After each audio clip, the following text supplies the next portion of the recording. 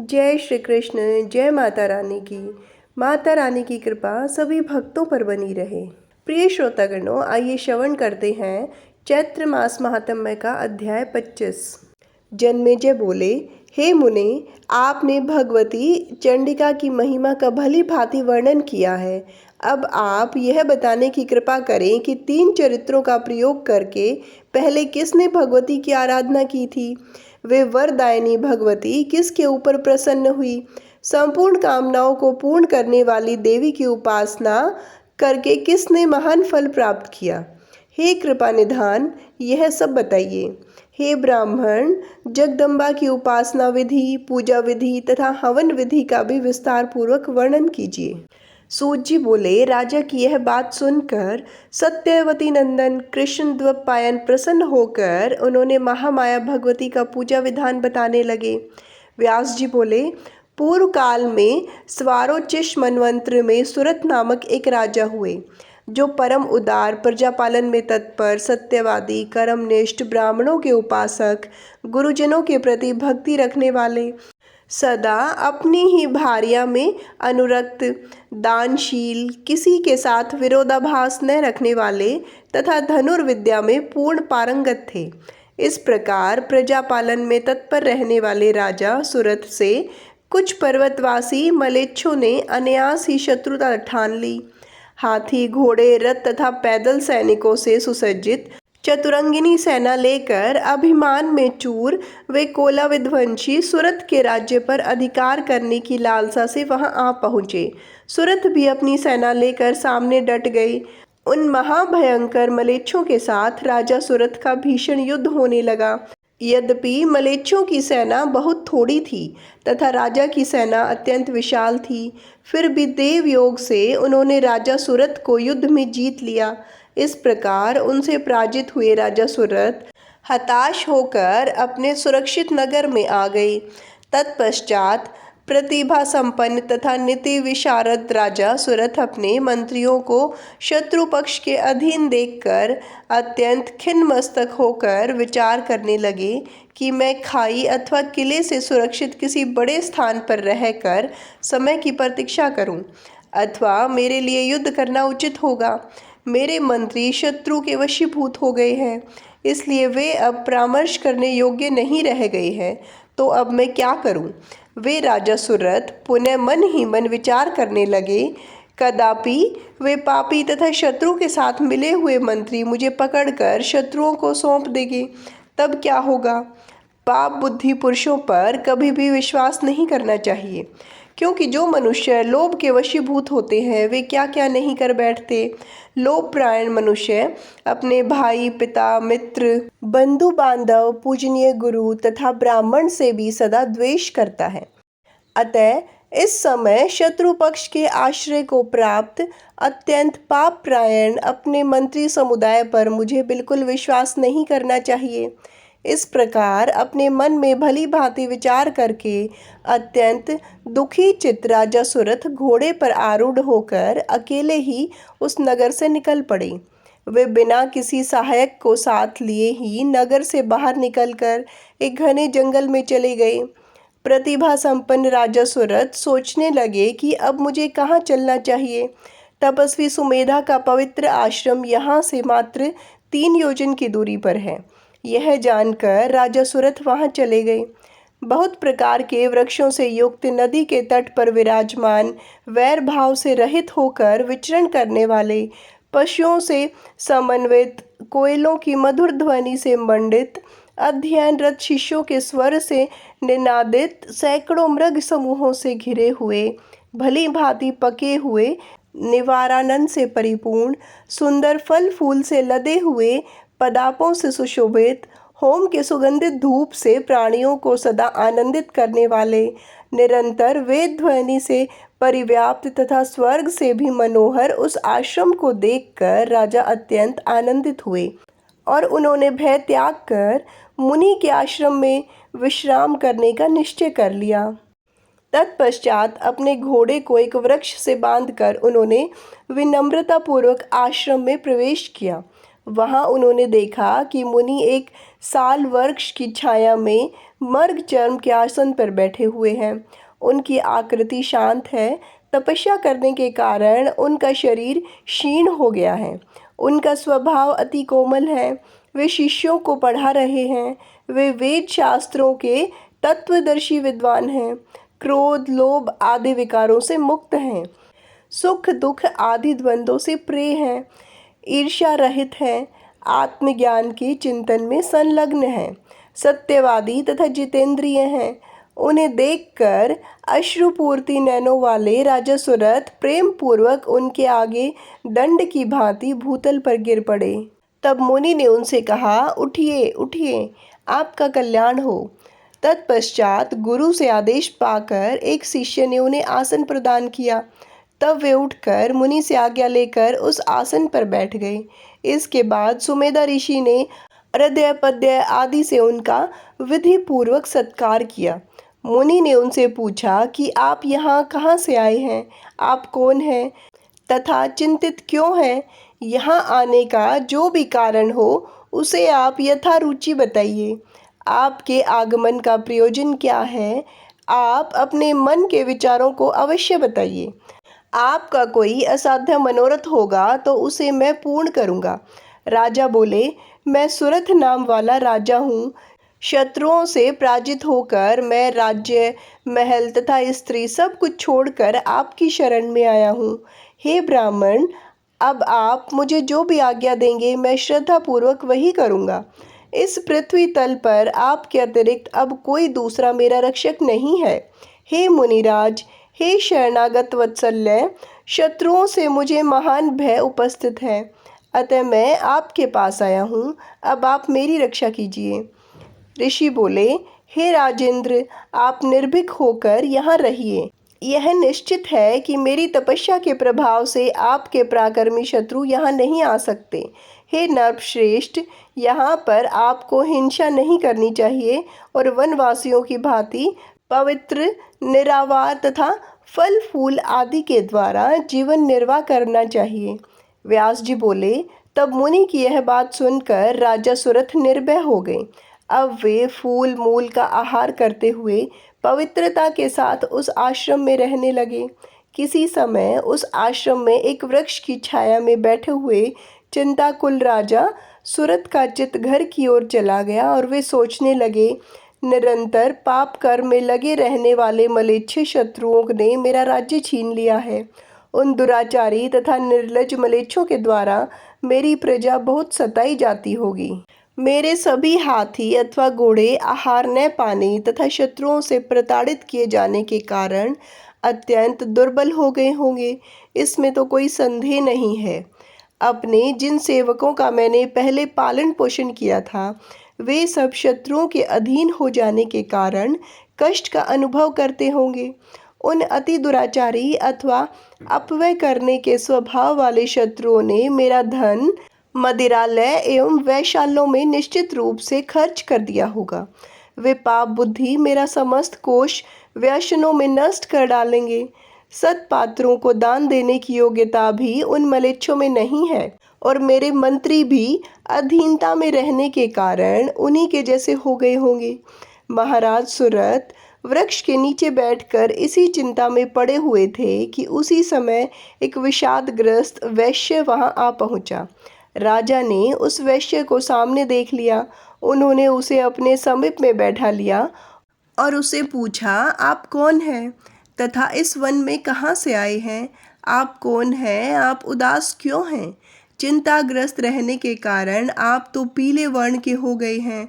हे महाभाग, 7 पग एक साथ चलने पर भी मैत्री समझ ली जाती है, अतः आप मुझे सब कुछ सच सच बता दीजिए।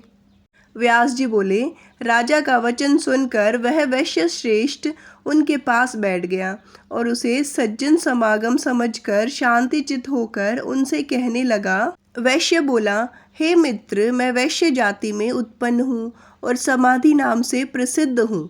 मैं धनवान, धर्म कार्यों में निपुण, सत्यवादी और ईर्ष्या से रहित हूँ।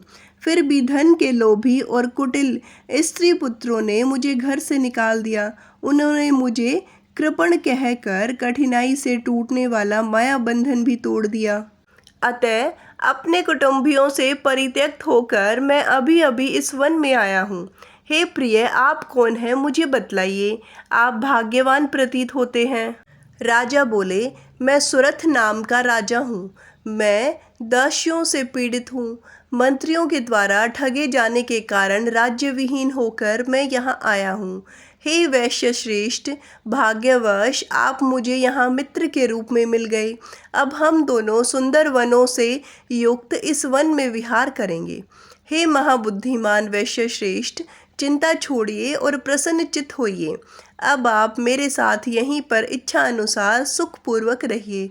वैश्य बोला, मेरा परिवार आश्रय रहित है। मेरे बिना परिवार के लोग अत्यंत दुखी होंगे। मेरे बारे में चिंता करते हुए वे रोग तथा शोक से व्याकुल हो जाएंगे। हे राजन, मेरी पत्नी तथा पुत्र शारीरिक सुख पा रहे होंगे अथवा नहीं, इस चिंता से व्याकुल रहने के कारण मेरा मन शांत नहीं रह पाता। हे राजन, मैं पुत्र, पत्नी, घर और स्वजनों को कब देख सकूंगा? गृह की चिंता से अत्यंत व्याकुल मेरा मन स्वस्थ नहीं हो पाता है। राजा बोले, हे महात्मे, जिन दुराचारी तथा महामूर्ख पुत्र आदि के द्वारा आप घर से निकाल दिए गए, उन्हें देखकर अब आपको कौन सा सुख मिलेगा? दुख देने वाले सुहृदयों की अपेक्षा सुख देने वाला शत्रु श्रेष्ठ है। अतः अपने मन को स्थिर करके आप मेरे साथ आनंद कीजिए। वैश्य बोला, हे राजन, दुर्जनों के द्वारा भी अत्यंत कठिनता से त्यागे जाने वाले कुटुंब की चिंता से अत्यंत दुखित मेरा मन इस समय स्थिर नहीं हो पा रहा है। राजा बोले, राज्य संबंधी चिंता मेरे मन को भी दुखी करती रहती है। अतः अब हम दोनों शांत प्रकृति वाले मुनि के शोक के नाश की औषधि पूछें। व्यास जी बोले, ऐसा विचार करके राजा और वैश्य दोनों ही अत्यंत विनम्र होकर शोक का कारण पूछने के लिए मुनि के पास गए। वहां जाकर राजा सुरथ आसन लगाकर शांत बैठे हुए मुनि श्रेष्ठ को प्रणाम करके स्वयं भी सम्यक रूप से आसन पर बैठकर शांतिपूर्वक उनसे कहने लगे। राजा बोले, हे मुने, ये वैश्य हैं। आज ही वन में इससे मेरी मित्रता हुई है। पत्नी और पुत्रों ने इन्हें निकाल दिया है और अब यहाँ इन्हें मेरा साथ प्राप्त हुआ है। परिवार के वियोग से ये अत्यंत दुखी और विक्षुब्ध हैं। इन्हें शांति नहीं मिल पा रही है और इस समय मेरी भी ऐसी ही स्थिति है। हे महात्मे, राज्य चले जाने के दुख से मैं शोक संतप्त हूँ। व्यर्थ की यह चिंता मेरे हृदय से निकल नहीं रही है। मेरे घोड़े दुर्बल हो गए होंगे और हाथी शत्रुओं के अधीन हो गए होंगे। उसी प्रकार सेवक गण भी मेरे बिना दुखी रहते होंगे। शत्रुगण राजकोष को क्षण भर में बलपूर्वक रिक्त कर देंगे। इस प्रकार चिंता करते हुए मुझे न निद्रा आती है, न मेरे शरीर को सुख मिलता है। मैं जानता हूँ कि यह संपूर्ण जगत स्वप्न की भांति मिथ्या है, किंतु हे प्रभु, यह जानते हुए भी मेरा भ्रमित मन स्थिर नहीं होता। मैं कौन हूँ? ये हाथी घोड़े कौन हैं? ये मेरे सगे संबंधी भी नहीं हैं, न ये मेरे पुत्र हैं और न मेरे मित्र हैं, जिनका दुख मुझे पीड़ा कर रहा है। मैं जानता हूँ कि यह भ्रम है, फिर भी मेरे मन में संबंध रखने वाला मोह दूर नहीं होता। यह बड़ा ही अद्भुत कारण है। हे स्वामिन, आप सर्वज्ञ और सभी संशयों का नाश करने वाले हैं। अतः हे दयानिधे, मेरे इस मोह का कारण बताइए। व्यास जी बोले, तब राजा के ऐसा पूछने पर मुनि श्रेष्ठ सुमेधा उनसे शोक और मोह का नाश करने वाले परम ज्ञान का वर्णन करने लगे। ऋषि बोले, हे राजन, सुनिए, मैं बताता हूँ। महामाया के नाम से विख्यात भगवती ही सभी प्राणियों के बंधन और मोक्ष का कारण है। ब्रह्मा, विष्णु, महेश, इंद्र, वरुण, पवन आदि सभी देवता, मनुष्य, गंधर्व, सर्प, राक्षस, वृक्ष, विविध लताएं, पशु, मृग और पक्षी, ये सब माया के अधीन हैं और बंधन और मोक्ष के भाजन हैं। उन महामाया ने ही इस जड़ चेतन में संपूर्ण जगत की सृष्टि की है। जब यह जगत सदा उन्हीं के अधीन रहता है और मोह जाल में जकड़ा हुआ है, तब आप किस गणना में हैं? आप तो मनुष्यों में रजोगुण से युक्त एक क्षत्रिय मात्र हैं। वे महामाया ज्ञानियों की बुद्धि को भी सदा मोहित किए रहती है। ब्रह्मा, विष्णु और महेश आदि परम ज्ञानी होते हुए भी राग के वशीभूत होकर व्यामोह में पड़ जाते हैं और संसार में चक्र काटा करते हैं।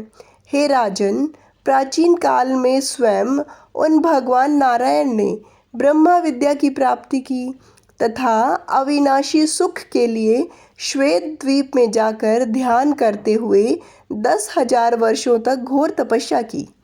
हे राजेंद्र, इसके साथ ही मोह की निवृत्ति के लिए एक निर्जन प्रदेश में ब्रह्मा जी भी परम अद्भुत तपस्या में संलग्न हो गए।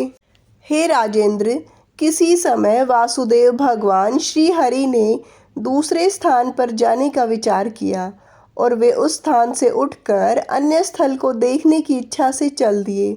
ब्रह्मा जी भी उसी प्रकार अपने स्थान से निकल पड़े। चतुर्मुख ब्रह्मा जी और चतुर्भुज भगवान विष्णु मार्ग में मिल गए।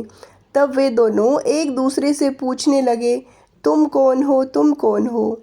ब्रह्मा जी भगवान विष्णु से बोले, मैं जगत का षष्ठवा हूँ। तब विष्णु ने उनसे कहा, हे मूर्ख, अपनी महिमा से कभी च्युत न होने वाला मैं विष्णु हूँ, जगत का कर्ता हूँ। तुम कितने शक्तिशाली हो? तुम तो रजोगुण युक्त और बलहीन हो। मुझे सत्वगुण संपन्न सनातन नारायण जानो। दोनों दानवों मधु कैटभ के द्वारा पीड़ित किए जाने पर तुम मेरी ही शरण में आए थे। उस समय अत्यंत भीषण युद्ध करके मैंने तुम्हारी रक्षा की। मैंने ही मधु कैटभ दानवों का वध किया है। अतः हे मंदबुद्धि, तुम क्यों गर्व करते हो? यह तुम्हारा अज्ञान है, इसका शीघ्र त्याग कर दो, क्योंकि इस संपूर्ण संसार में मुझसे बढ़कर कोई नहीं है। ऋषि बोले, इस प्रकार परस्पर विवाद करते हुए उन दोनों ब्रह्मा विष्णु के होठ फड़कने लगे। वे क्रोध में कांपने लगे और उनकी आंखें रक्तवर्ण हो गई। तभी विवादरत उन दोनों के मध्य अचानक एक श्वेत वर्ण अत्यंत विशाल अथवा अद्भुत लिंग प्रकट हो गया। तदंतर विवाद करते हुए उन दोनों महानुभावों को संबोधित करके आकाशवाणी हुई, हे ब्रह्मा, हे विष्णु, तुम दोनों परस्पर विवाद मत करो। इस लिंग के ऊपरी या निचले छोर का आप दोनों में से जो पता लगा लेगा, आप दोनों में वह सदैव के लिए श्रेष्ठ हो जाएगा। इसलिए मेरी वाणी को प्रमाण मानकर तथा इस निरर्थक विवाद का त्याग कर आप लोगों में से एक आकाश और दूसरा पाताल की ओर जाए। इस विवाद में आप दोनों को एक मध्यस्थ भी अवश्य कर लेना चाहिए। ऋषि बोले, उस दिव्य वाणी को सुनकर वे दोनों चेष्टापूर्वक उद्यम करने के लिए तैयार हो गए और अपने समक्ष स्थित उस देखने में अद्भुत लिंग को मापने के लिए चल पड़े। अपने अपने महत्व की वृद्धि के लिए उस महालिंग को मापने हेतु विष्णु पाताल की ओर और ब्रह्मा आकाश की ओर गए। कुछ दूर तक जाने पर विष्णु पूर्ण रूप से थक गए। वे लिंग का अंत नहीं पता कर सके और तब उसी स्थल से वापस लौट आए। ब्रह्मा जी ऊपर की ओर गए और शिव के मस्तक से गिरे हुए केतकी के पुष्प को लेकर वे प्रसन्न होकर लौट आए। तब अहंकार से मोहित ब्रह्मा शीघ्रतापूर्वक आकर विष्णु को केतकी का पुष्प दिखाकर यह झूठ बोलने लगे कि मैंने यह केतकी पुष्प इस लिंग के मस्तक से प्राप्त किया है। आपके चित्त की शांति के लिए पहचान चिन्ह के रूप में मैं इसे ले आया हूँ। ब्रह्मा जी के उस वचन को सुनकर और केतकी पुष्प को देखकर विष्णु ने उनसे कहा, इसका साक्षी कौन है, बताइए। किसी विवाद के उपस्थित होने पर किसी सत्यवादी, बुद्धिमान, सदाचारी, पवित्र और निष्पक्ष व्यक्ति को साक्षी बनाया जाता है। ब्रह्मा जी बोले, इस समय इतने दूर देश से कौन साक्षी आएगा? जो सत्य बात है उसे यह केतकी स्वयं कह देगी। ऐसा कहकर ब्रह्मा जी ने केतकी को साक्ष्य के लिए प्रेरित किया। तब उसने शीघ्रतापूर्वक विष्णु को संबोधित करते हुए कहा कि शिवलिंग के मस्तक पर स्थित मुझे ब्रह्मा जी वहाँ से लेकर आए हैं। हे विष्णु, इसमें आपको किसी प्रकार का संदेह नहीं करना चाहिए। ब्रह्मा जी इस लिंग के पार को पा गए हैं और शिव भक्तों के द्वारा समर्पित की गई मुझे लेकर आए हैं। यह मेरा कथन ही प्रमाण है। केतकी की बात सुनकर भगवान विष्णु मुस्कुराते हुए बोले कि मेरे लिए तो महादेव ही प्रमाण है। यदि वे ऐसी बात बोल दें तो मैं मान लूँगा। ऋषि बोले, तब विष्णु की बात सुनकर सनातन भगवान महादेव ने क्रुद्ध होकर केतकी से कहा, ऐ सत्यभाषिणी, ऐसा मत बोलो। मेरे मस्तक से गिरी हुई तुझे ब्रह्मा बीज से ही पाकर गए हैं। तुमने झूठ बोला है, इसलिए अब मैंने सदैव के लिए तुम्हारा त्याग कर दिया। तब ब्रह्मा जी ने लज्जित होकर भगवान विष्णु को नमस्कार किया। उसी दिन से शिव द्वारा पुष्पों में से केतकी का त्याग कर दिया गया। हे राजन, आप यह जान लीजिए कि माया का बल ज्ञानियों को भी मोह में डाल देता है। तब दूसरे प्राणियों के मोहित हो जाने की क्या बात। स्वयं देवादिदेव लक्ष्मीपति भगवान विष्णु देवताओं के कार्य सिद्धि के लिए पाप का भय छोड़कर दैत्यों के साथ छल करते रहते हैं। वे ऐश्वर्य संपन्न भगवान माधव अपने सुख और आनंद को त्याग कर विभिन्न योनियों में अवतार लेकर दैत्यों के साथ युद्ध करते हैं। देवताओं के कार्य हेतु अंशावतार ग्रहण करने वाले सर्वज्ञ तथा जगत गुरु भगवान विष्णु में भी यह माया शक्ति अपना प्रभाव डालती है। तब हे राजन, अन्य की क्या बात। हे राजन, वे परम प्रकृति स्वरूपा महामाया ज्ञानियों के मन को भी बलपूर्वक आकृष्ट करके मोहित कर देते हैं। जिन भगवती के द्वारा स्थावर जगमात्मक यह संपूर्ण जगत व्याप्त है, वे ही ज्ञानदायिनी, मोहदायिनी तथा बंधन एवं मोक्ष प्रदान करने वाली है। राजा बोले, हे भगवन, मुझे उनके स्वरूप, उत्तम बल, उनकी उत्पत्ति का कारण और उनके परम धाम के विषय में बताइए। ऋषि बोले, हे राजन, अनादि होने के कारण उनकी कभी उत्पत्ति नहीं होती। नित्य और सर्वोपरि वे देवी समस्त कारणों की भी कारण है। हे नर्प, वे शक्ति स्वरूपा भगवती सभी प्राणियों में सर्वात्म रूपा से विद्यमान रहती हैं। यदि प्राणी शक्ति से रहित हो जाए तो वह प्राणी शवतुल्य हो जाता है, क्योंकि सभी प्राणियों में जो चैतन्य शक्ति है वह इन्हीं का रूप है। देवताओं की कार्य सिद्धि के लिए ही उनका प्राकाट्य तथा तिरोधान होता है। हे राजन, जब देवता या मनुष्य उनकी स्तुति करते हैं तब प्राणियों के दुख का नाश करने के लिए भगवती जगदम्बा प्रकट होती हैं। वे देवी परमेश्वरी अनेक रूप धारण करके अनेक प्रकार की शक्तियों से संपन्न होकर कार्य सिद्धि करने के लिए स्वेच्छापूर्वक आविर्भूत होती है। हे राजन, अन्य देवताओं की भांति देवी भगवती देव के अधीन नहीं है। सदा पुरुषार्थ का प्रवर्तन करने वाली देवी काल के वश में नहीं है। यह संपूर्ण जगत दृश्य है। परम पुरुष इसका दृष्टवा है, वह कर्ता नहीं है। वे सत असत स्वरूपा देवी ही इस दृश्यमान जगत की जननी है। वे स्वयं अकेले इस ब्रह्मांड की रचना करके परम पुरुष को आनंदित करती हैं और उन परम पुरुष का मनोरंजन हो जाने के बाद वे भगवती शीघ्र ही संपूर्ण सृष्टि प्रपंच का संहार भी कर देती है। वे ब्रह्मा, विष्णु और महेश को निमित्त मात्र है। भगवती ही अपनी लीला से उनकी रचना करती है और उन्हें अपने अपने कार्यों, जगत का सृजन, पालन और संहार में परवर्त करती हैं। देवी उनमें अपने अंश का आरोपण कर उन्हें बलवान बनाती है और उन्होंने सरस्वती, लक्ष्मी और पार्वती के रूप में उन्हें अपनी शक्तियाँ दी हैं। अतः वे त्रिदेव उन्हीं पराअंबा को सृजन, पालन और संहार करने वाली जानकर प्रसन्नतापूर्वक उनका ध्यान और पूजन करते हैं। हे राजन, इस प्रकार मैंने अपनी बुद्धि के अनुसार देवी का यह उत्तम महात्म्य आपसे कह दिया। मैं इसका अंत नहीं जानता हूँ। राजा बोले, हे भगवन, अब मुझे देवी की आराधना विधि भली भांति बताइए, साथ ही पूजा विधि, हवन विधि और मंत्र भी बतलाइए। ऋषि बोले, हे राजन सुनिए, मैं उनके पूजा की विधि बताता हूँ।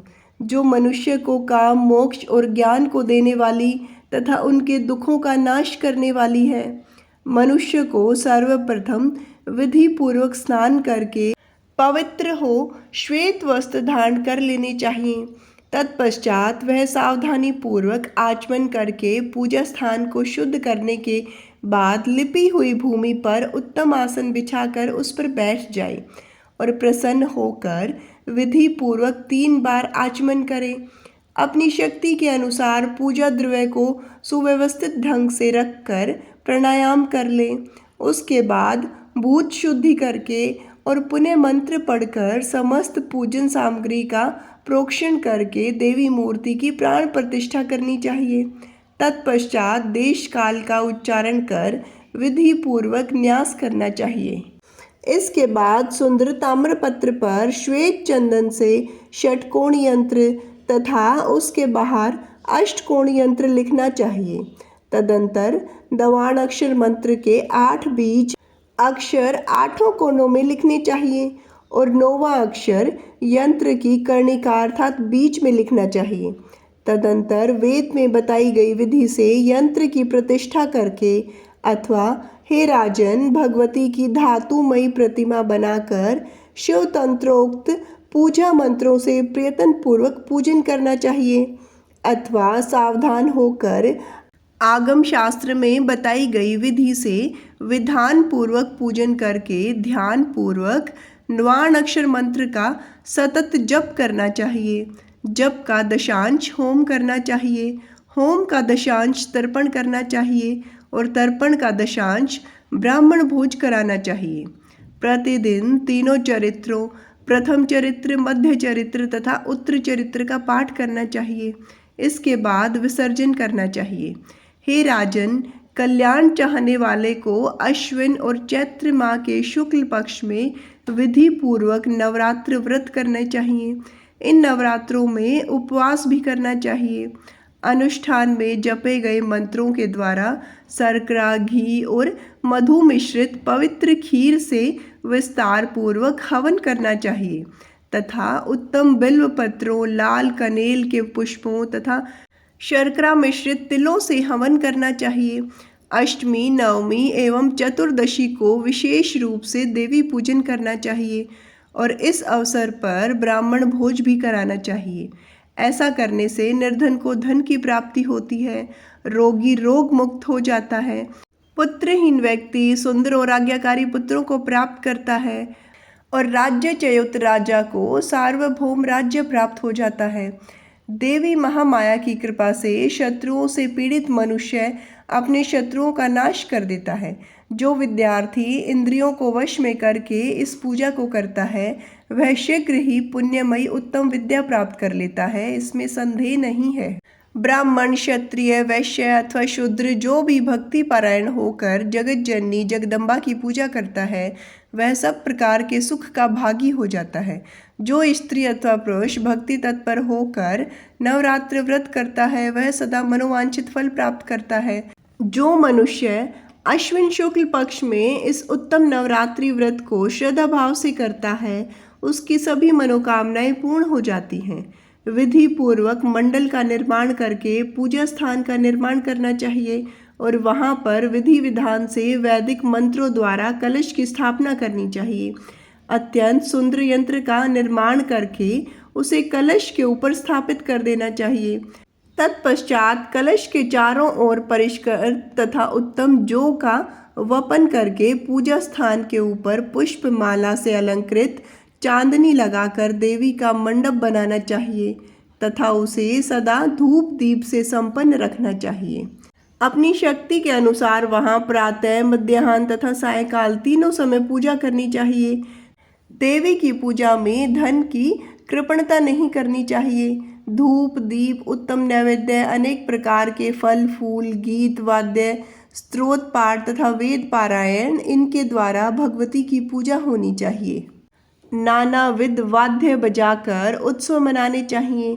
इस अवसर पर चंदन, आभूषण, वस्त्र, विविध प्रकार के व्यंजन, सुगंधित तेल, हार, मन को प्रसन्न करने वाले इन पदार्थों से विधि पूर्वक कन्याओं का पूजन करना चाहिए। इस प्रकार पूजन संपन्न करके अष्टमी या नवमी को मंत्रोपचार पूर्वक विधिवत हवन करना चाहिए। तत्पश्चात ब्राह्मण भोज कराना चाहिए। इसके बाद दशमी को पारण करना चाहिए। भक्तिनिष्ठ राजाओं को यथाशक्ति दान भी करना चाहिए। इस प्रकार पुरुष तथा पतिव्रता सधवा या विधवा स्त्री जो कोई भी भक्ति पूर्वक नवरात्रि पूजन करता है वह इस लोक में सुख तथा मनोअभिलाषित भोगों को प्राप्त करता है और वह व्रत पारण व्यक्ति देह त्याग होने पर भी परम दिव्य देवी लोक को प्राप्त करता है। उसे जन्म जन्मांतरों में देवी जगदम्बा की अविचल भक्ति प्राप्त होती है और उत्तम कुल में जन्म पाकर वह स्वभावतः सदाचारी होता है। नवरात्र व्रत को व्रतों में उत्तम व्रत कहा गया है। भगवती शिवा की आराधना सब प्रकार के उत्तम सुखों को देने वाली है। हे राजन, इस विधि से भगवती चंडिका की आराधना कीजिए। इससे शत्रुओं को जीतकर आप अपना उत्तम राज्य पुनः प्राप्त कर लेंगे। और हे भूप, अपने स्त्री तथा पुत्र आदि स्वजनों को प्राप्त कर आप अपने भवन में परम उत्तम सुख का इसी शरीर में उपभोग करेंगे, इसमें संदेह नहीं है। हे वैश्य श्रेष्ठ, आप भी आज से समस्त कामनाओं को देने वाली सृष्टि और संहार की कारणभूता विश्वेश्वरी देवी महामाया की आराधना कीजिए। इससे आप अपने घर जाने पर अपने लोगों में मान्य हो जाएंगे और मनोअभिलाषित सांसारिक सुख प्राप्त करके अंत में शुभ देवी लोक में वास करेंगे, इसमें संदेह नहीं है। हे राजन, जो मनुष्य भगवती की आराधना नहीं करते वे नरक के भागी होते हैं। वे इस लोक में अत्यंत दुखी, विविध व्याधियों से पीड़ित, शत्रुओं द्वारा पराजित, स्त्री पुत्र से विहीन तथा तृष्णाग्रस्त और बुद्धि भ्रष्ट होते हैं। बिल्व पत्रों से तथा कनेल, कमल और चंपा के फूलों से जो जग जननी की आराधना करते हैं, शक्ति स्वरूपा भगवती की भक्ति में रत वे पुण्यशाली लोग विविध प्रकार के सुख प्राप्त करते हैं। हे नरश्रेष्ठ, जो लोग वेदोक्त मंत्रों से भवानी की पूजा करते हैं वे मानव इस संसार में सब प्रकार के धन, वैभव तथा सुख से परिपूर्ण समस्त गुणों के आगार, माननीय, विद्वान और राजाओं के शिरोमणि होते हैं। प्रिय श्रोतागणों, आज की कथा में इतना ही। आगे की कथा सुनने के लिए जुड़े रहिए हमारे चैनल हमारी संस्कृति हमारे संस्कार से। धन्यवाद।